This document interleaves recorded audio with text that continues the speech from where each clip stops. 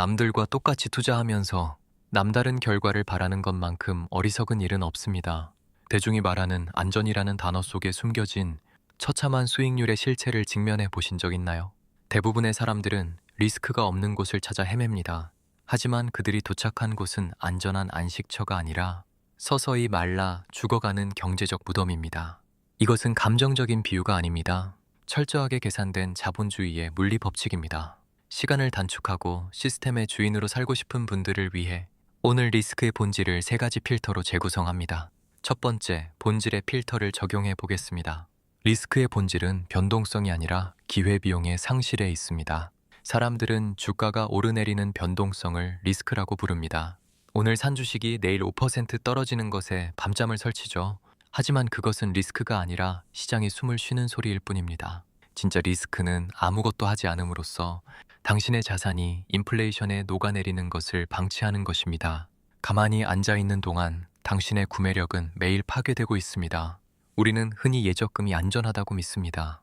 원금이 보장되니까 손해는 안 본다고 자위하죠. 하지만 자본주의 시스템에서 원금이 보존된다는 것은 가장 확실하게 가난해지고 있다는 것과 같은 말입니다. 지난 10년간 물가가 얼마나 올랐는지 보십시오. 그 기간 당신의 예금 이자가 물가 상승률을 이겼습니까? 아니요, 당신은 앉아서 자산을 강탈당한 것입니다.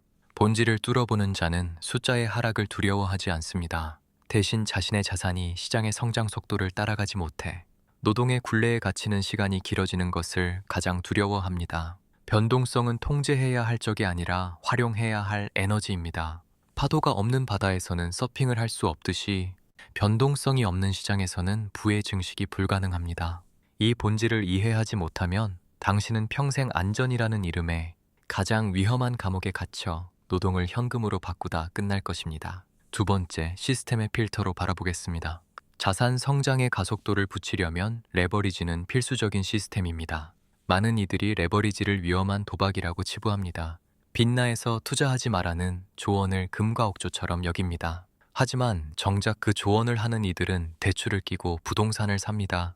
이것이 모순인 줄도 모르고 대중은 성실하게 저축만 합니다. 당신이 살고 있는 집, 당신이 다니는 회사, 이 모든 결과물은 레버리지 위에서 설계되었습니다.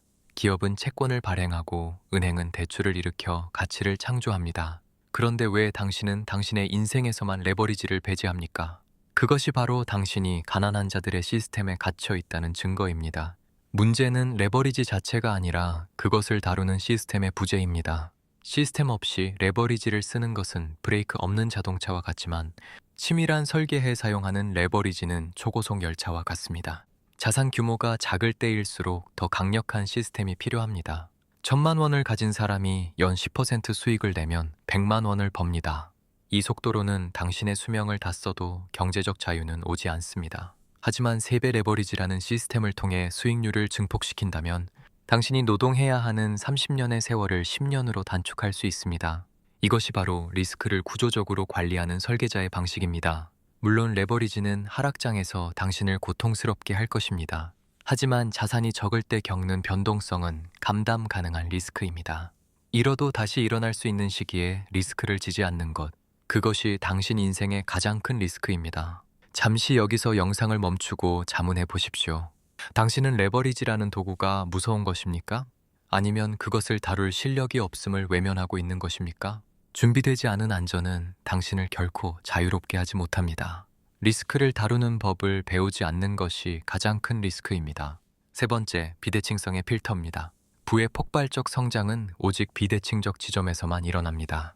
모두가 좋아하는 적당한 수익과 적당한 리스크는 존재하지 않습니다. 대중이 몰리는 곳에는 이미 리스크 대비 보상이 최적화되어 있습니다. 거기서는 절대 남들보다 빨리 갈 수 없습니다. 우리가 찾아야 할 곳은 리스크보다 수익의 상반기 열린 구간입니다. 리스크는 한정되어 있으나 보상은 무한대에 가까운 비대칭적 구간. 그곳을 찾는 것이 바로 설계자의 핵심 역량입니다.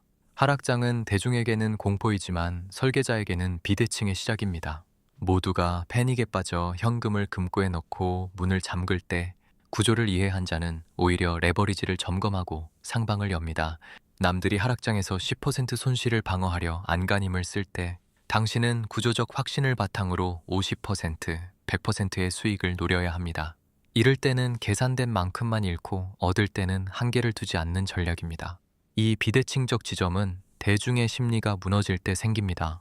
공포라는 감정이 시장의 가격을 가치 아래로 끌어내릴 때 그 간극이 바로 우리가 노려야 할 비대칭적 기회입니다. 평범한 적립식으로 40년을 저축해서 은퇴하는 삶과 치밀한 비대칭 설계로 5년 만에 경제적 자유를 쟁취하는 삶. 당신은 어떤 시스템을 당신의 인생에 적용하겠습니까? 정리하겠습니다. 안전한 길에는 이미 너무 많은 사람이 줄을 서 있습니다. 그 줄의 끝에는 당신이 원하는 자유도 시간도 없습니다. 본질을 뚫고 리스크를 다시 정의하십시오. 리스크는 피하는 것이 아니라 이용하는 것입니다. 시스템적 레버리지를 두려워하지 말고 당신의 통제하에 두십시오. 본질을 보고 시스템을 짜고 비대칭을 노리십시오. 이 삼각구도가 완성될 때 당신의 경제적 자유는 현실이 됩니다. 남들이 걷는 평범하고 안전한 길을 의심 없이 따르지 마십시오. 그 길의 종착지는 결국 당신의 시간과 노동을 착취하는 곳입니다. 지금 당장 당신의 리스크 구조를 재구성하십시오. 결과는 당신이 설계한 시스템 안에서만 정직하게 움직입니다. 관점을 바꾸고 당신의 구조를 재설계하십시오.